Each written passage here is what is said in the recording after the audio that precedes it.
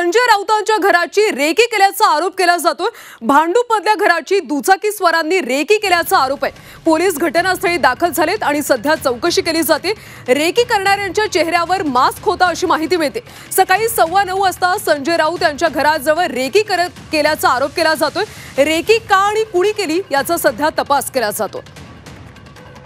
महत्त्वाची बातमी सध्या आपण पाहतोय। संजय राऊतांच्या घराची रेकी केल्याचा आरोप आहे। भांडूपमधल्या त्यांच्या घराची दुचाकीस्वारांनी रेकी केल्याचा आरोप आहे।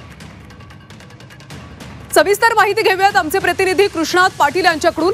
कृष्णात, संजय राऊतांच्या घराची रेकी केल्याचा आरोप केला जातोय। पोलीस आता घटनास्थळी दाखल झालेत। पोलिसांकडून काही माहिती समोर आली का? कशा पद्धतीने चौकशी केली जाते?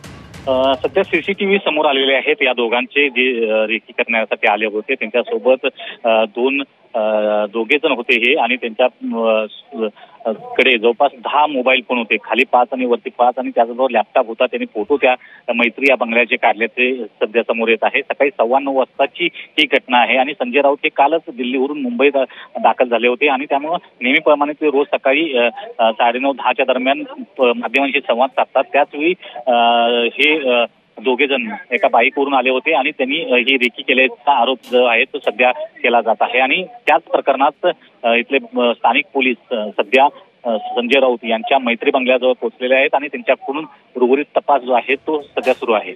नक्कीच कृष्णा, तपासातून काय समोर येतं हे पाहणं महत्त्वाचं आहे। धन्यवाद माहितीसाठी।